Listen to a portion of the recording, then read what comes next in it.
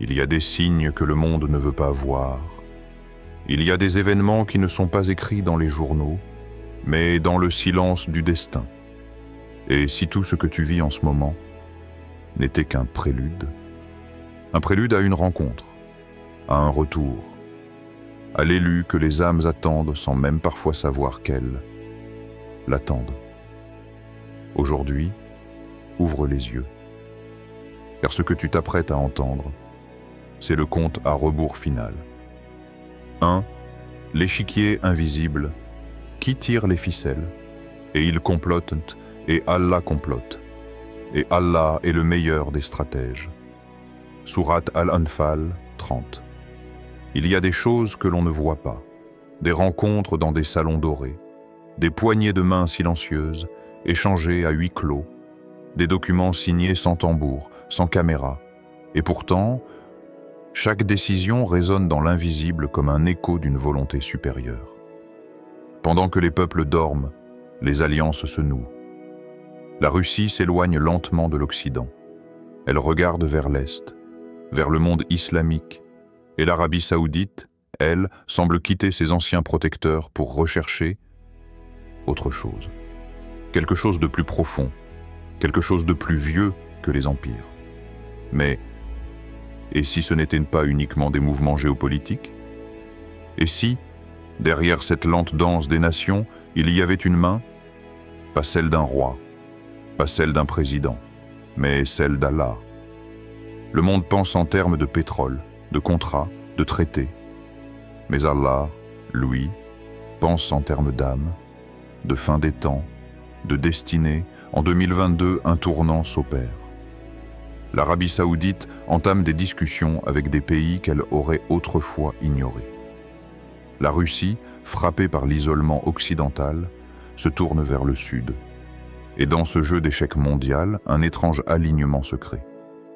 Comme si deux pièces majeures, longtemps séparées, étaient lentement rapprochées sur l'échiquier. Les analystes parlent d'intérêts économiques, mais les cœurs éveillés y voient un rappel céleste. Les alliances ne sont plus ce qu'elles étaient, et Allah, silencieux, fait bouger les lignes, doucement. En 2023, un ancien analyste du Moyen-Orient confia dans une interview confidentielle qu'une rencontre avait eu lieu dans un lieu neutre, entre des représentants russes et saoudiens. Les deux parties avaient partagé plus que des intentions politiques. Ils avaient partagé une prière. Ce n'était plus de la diplomatie, c'était du destin, affirma-t-il, les yeux troublés. Un diplomate avait murmuré à la fin de la réunion « On ne sait pas ce que nous avons préparé, mais Dieu, lui, sait très bien ce qu'il prépare. » Et si cette rencontre n'était qu'un maillon dans une chaîne bien plus vaste? Et si Allah rapprochait lentement les puissances, non pour la guerre, mais pour le réveil? Car n'oublie pas, ce que les hommes appellent hasard, Allah l'appelle volonté. Ce que les hommes appellent stratégie, Allah l'appelle destin. As-tu déjà ressenti que tout cela n'est pas simplement humain? Qu'un fil invisible traverse les événements, reliant Moscou à Riyad, les trônes au cœur, les peuples aux prophéties? Regarde autour de toi. Le monde change. Les anciennes alliances se fissurent. Des puissances qu'on croyait opposées se rapprochent. Et tout cela arrive dans un silence lourd de sens. Dans une ancienne tradition, il est dit que les cœurs des rois sont entre les mains d'Allah, et il les tourne comme il veut.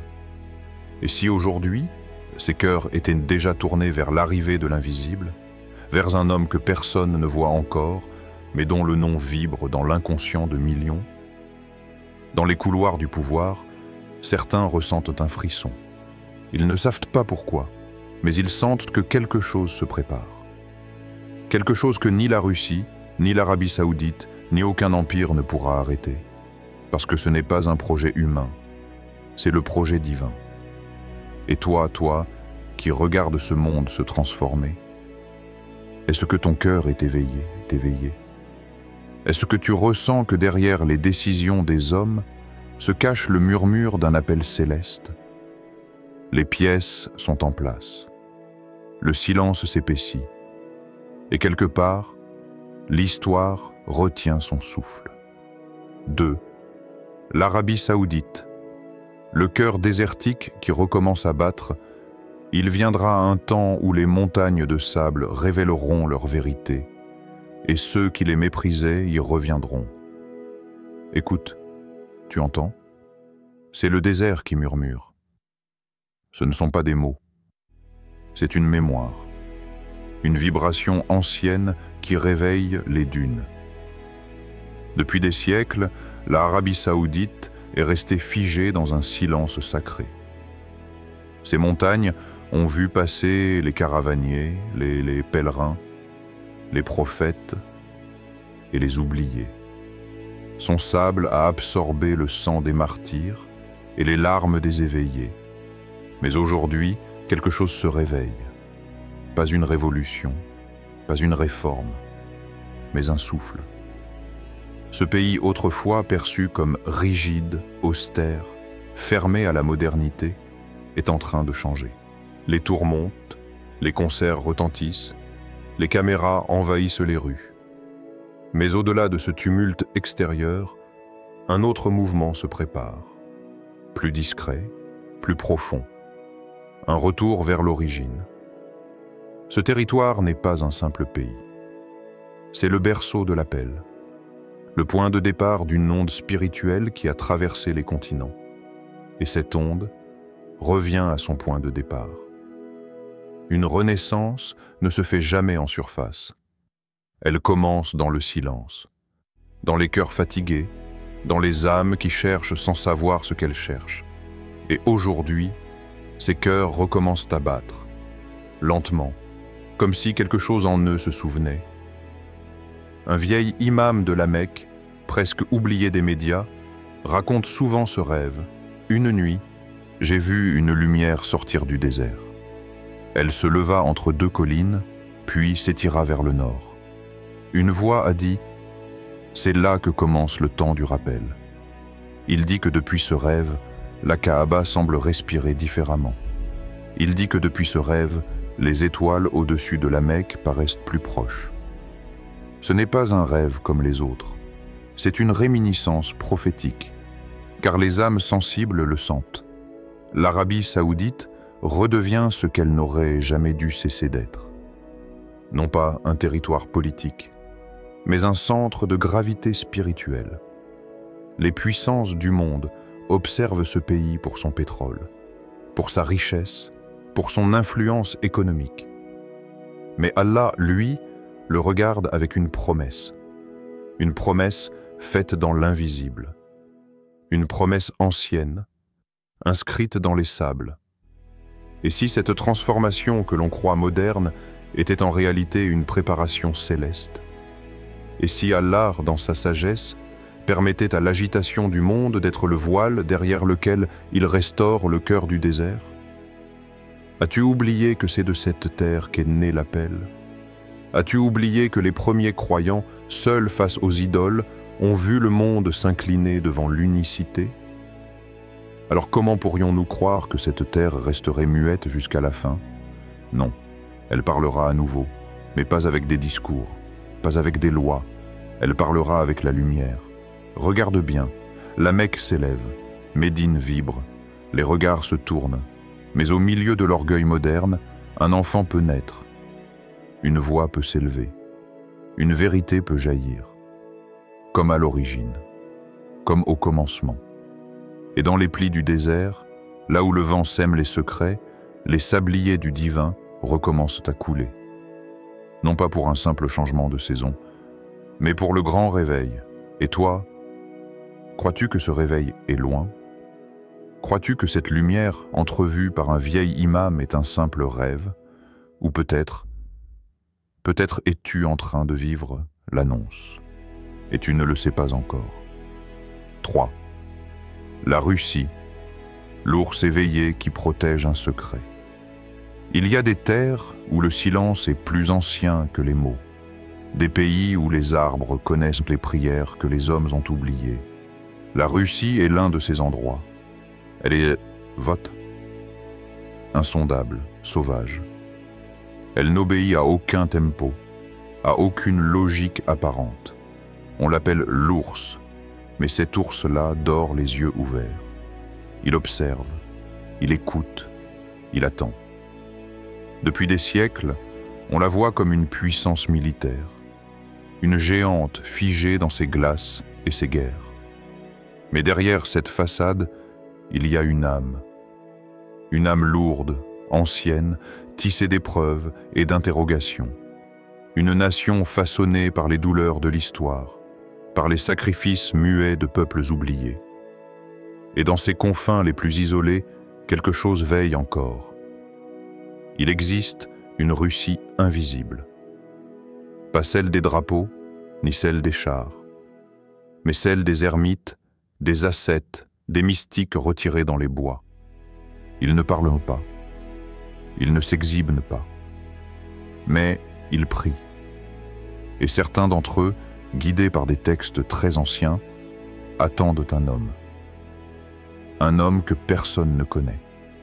Un homme dont le nom n'est pas prononcé mais dont l'âme est ressentie. Ceux qui connaissent le symbolisme ancien disent que la Russie est un gardien du mystère, un protecteur involontaire d'un cycle divin qu'elle-même ne comprend pas pleinement. Des soufis chuchotent dans des cercles rares et reculés. Le Khorasan est un souffle. Il ne s'arrête pas aux frontières. Il se faufile dans les cœurs, même dans ceux que vous croyez trop froids. Et si le destin de cette nation n'était pas seulement d'équilibrer les puissances mondiales? Et si, sous ces glaces, sous ces forêts de pins, sous ces dômes orthodoxes, se cachaient des gardiens inattendus de la lumière? Une femme musulmane vivant en Sibérie raconta un jour un rêve qui la hanta pendant des semaines. Une nuit, j'ai vu un homme vêtu de blanc, au visage rayonnant, qui marchait pieds nus sur la neige. Il m'a dit « Prépare ton cœur, car bientôt l'Est et l'Ouest se courberont devant celui qui n'a jamais été vu. » Elle dit qu'à son réveil, la neige tombait sans bruit, comme si le ciel s'inclinait doucement. Elle dit qu'elle n'a plus jamais vu la Russie de la même manière. Il y a des signes dans l'Est que l'Occident ne perçoit pas. Des lueurs derrière les brumes de Sibérie, des voix dans les monastères abandonnés, dans les grottes du Caucase, dans les marches gelées de l'Oural. Et si, dans ces lieux qu'on imagine fermés à l'islam, l'Esprit d'Allah agissait en silence? Et si les partisans du Mahdi étaient plus nombreux qu'on le croit, plus discrets qu'on l'imagine, plus universels que ce que certains dogmes acceptent? Il est des alliances qui ne se signent pas avec de l'encre, mais avec des prières nocturnes, avec des cœurs en éveil, avec des âmes sensibles aux souffles invisibles. La Russie est une terre de secrets. Et peut-être qu'elle est aussi une clé, une pièce de l'échiquier divin que personne ne regarde vraiment. Car quand tous les regards sont tournés vers le sud, vers le Levant, vers le cœur de l'islam, Allah pourrait bien faire surgir une aide venue d'ailleurs, d'un lieu froid, d'un lieu silencieux, mais d'un lieu purifié par l'exil et la solitude. Crois-tu que les alliés d'Allah ne se trouvent que sous le soleil brûlant du désert? Penses-tu que les signes d'Allah ne peuvent se manifester que dans la langue que tu comprends? Ou peut-être qu'au-delà des frontières visibles, il prépare l'unité invisible de ceux qui l'attendent. 4. Le Mahdi. Le sceau du silence avant la lumière. Le monde s'agite. Il crie, il consomme, il construit, mais il a oublié de s'écouter. Les cœurs s'éloignent, les âmes se dessèchent, et la lumière semble se retirer peu à peu. Mais dans ce silence grandissant, quelque chose naît. Le Mahdi ne viendra pas sous les projecteurs. Il ne marchera pas sur un tapis rouge. Il ne portera ni couronne, ni armure, ni costume diplomatique. Il viendra dans l'ombre, dans le silence, comme un vent discret qui balaie la poussière des cœurs. Il ne cherchera pas la gloire. Il cherchera les âmes encore vivantes, celles dont le cœur palpite à l'évocation d'Allah, celles qui, dans un monde saturé d'écrans et de bruit, continue de pleurer en secret pendant la prière. Il sera un homme parmi les hommes. Peut-être croiseras-tu son regard sans le savoir. Peut-être que tu l'as déjà vu, dans un aéroport, dans une ruelle, dans une mosquée silencieuse. Mais tu ne l'auras pas reconnu. Car le Mahdi n'est pas un titre, c'est un état de lumière. Un secret déposé dans l'âme d'un homme préparé par Allah lui-même, formé non pas par des écoles, mais par l'épreuve, le silence, l'exil et la proximité divine.